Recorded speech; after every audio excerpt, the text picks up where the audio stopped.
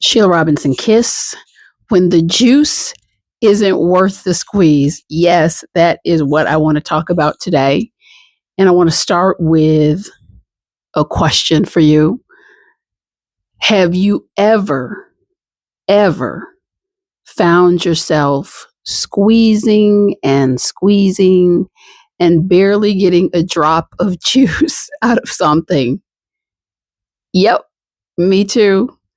Let me tell you a little story. You could probably relate to this.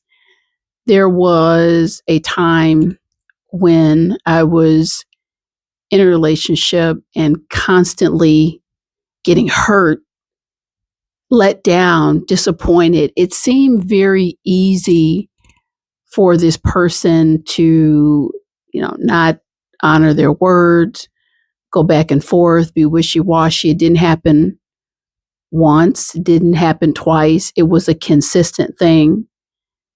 And I kept thinking, well, they've had a hard life.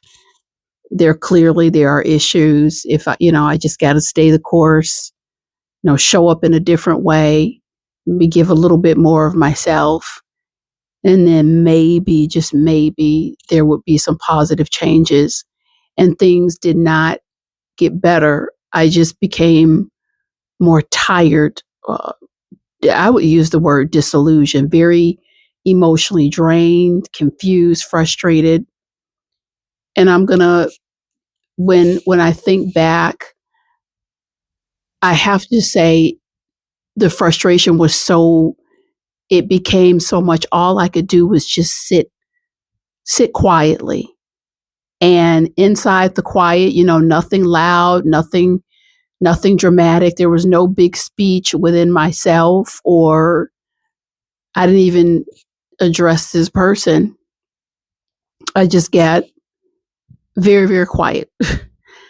Had a really nice long cry, a good cry. And I think that I needed to cry just to cleanse my spirit. And I had to just admit it was an admission that I put off because I had invested so much, and it was invested so much of hope. And I hope that makes sense. Sometimes you can invest so much in hope that you just don't want to let go. And I was overinvested. And the truth is, no matter how much I wanted my care, concern, affection to change, it just wasn't happening. The only relief came when I had that come to Jesus moment. And I just accepted the imbalance. That's the only word I could give. I was completely overinvested. It was imbalance. I came to that moment of reckoning and I just adjusted. Again, I didn't have a conversation with this individual. I just immediately started to redirect my energy. And I don't want to make it sound so simplistic. The fight is the hard thing. The acceptance, once you come into acceptance, is really like slipping into a warm bath and really sitting inside that acceptance. I learned something powerful, and it is with me to this day. When the juice isn't worth the squeeze, you don't squeeze harder. You change the fruit. And I'm going to say that again because I didn't understand it myself. When the juice isn't worth the squeeze, you don't squeeze harder. You change the fruit. And here's the real issue. I tell people this all the time in my practice, and I remind myself as well. The space between expectation and reality is often filled with pain. I talked about all the hope I had.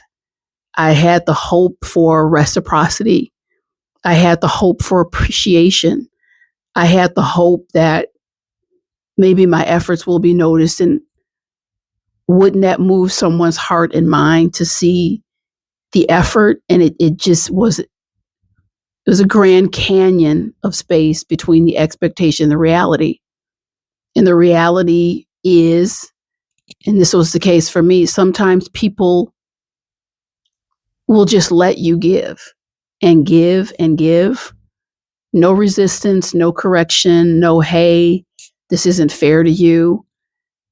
So we really have to learn to look out for ourselves. We really do. And I get it. I know someone is going to hear this. Sheila, it's just who I am. I can understand it. It's a beautiful thing, but it's a really costly and lethal thing when that energy is directed in the wrong place, because you'll have someone who's just willing to receive it, and watch you be drained and watch you get upset. And I want to get real down into it with you and be totally honest.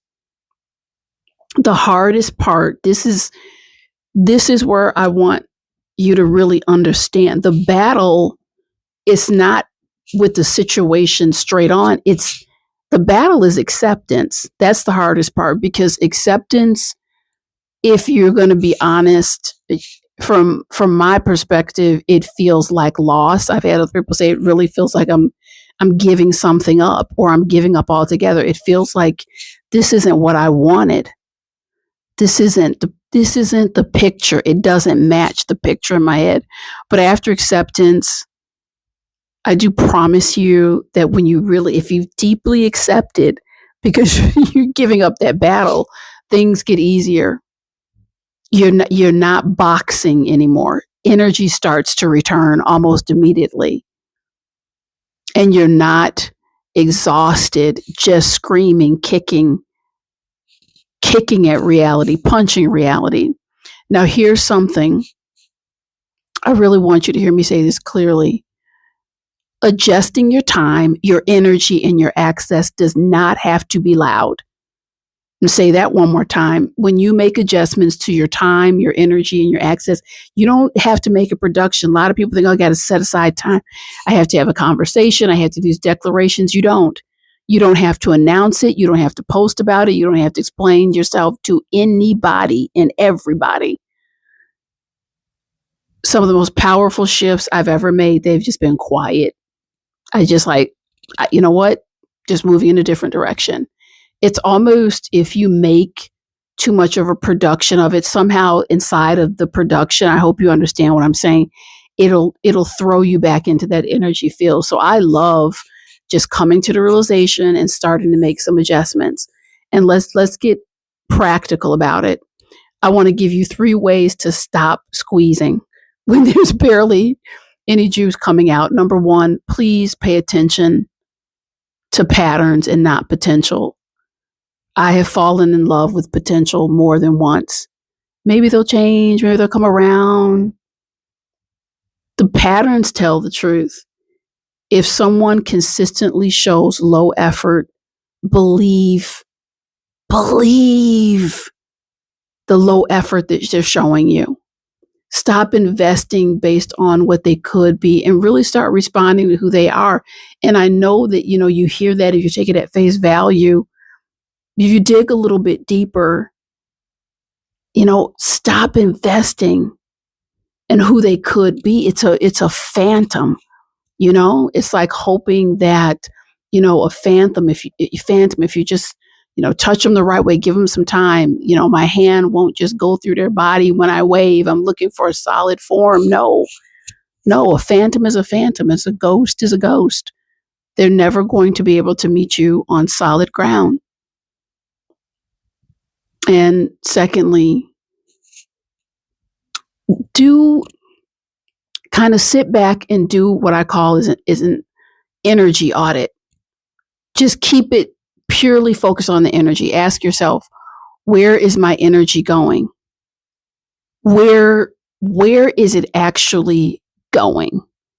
Is it going to a black hole? Is it, where, once I put all this energy in, where does it land? And answer that question. And when I put the energy out, what am I actually getting back? They're simplistic questions, but they're so simple. it's really a seductive thing that you don't even want to answer because it's just so simple. I'm challenging you to actually answer it and sit down, write the answer out, look at your answer. What am I actually getting back? I had to answer both of these questions. It was a sobering moment to sit. What are you actually getting back? And how I had to answer that was all it does. The more I put out, the more hopeful I am that something I have done or said will turn the tide. So it was all this energy was creating this toxic vortex of hope. And I hope that makes sense. It was just creating more and more of this funnel that I was spiraling into. And if you're pouring into something that leaves you empty every time, that is not generosity. And that's what I was telling myself. I'm generous. I'm being generous. I'm kind. That's not what that was. I was depleting myself. It was an energy depletion. You start redirecting your energy into something that actually produces fruit. And that's what I did. So actually produces juice, some juice that's pouring back into me. And again, the fight was that was the lion's share of the fight. And number 3 is to make quiet adjustments. And my favorite is the quiet adjustments. You don't have to confront everything.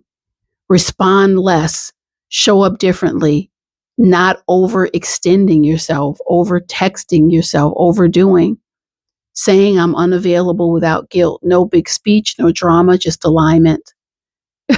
Really, let's be real. Some of us out here, we've been squeezing lemons that have expired since 2012. At this point, the lemon is dry. The lemon is totally dry. There is no fruit in it. There's no juice. There's nothing. And I know how hard it is, especially if you care about someone deeply, and you're showing up fully and consistently. I know how hard that is. But you can give, like I said, and they'll let you keep doing it. You deserve reciprocity. I'm here to tell you that you deserve reciprocity. Whoever's listening to this, you deserve that. You deserve ease, joy, and glory. You deserve something that pours back into you. So if you've been squeezing and there is no juice, I just want you to pause. Look at what you're holding and choose differently. If this resonated with you, follow up, drop a comment. What's something you've stopped over squeezing in your life? And if you're still learning how to let go, take your time. Rome was not built in a day. So happy, let's say healthy squeezing and gathering that juice and drinking it down. So I'll see you next time.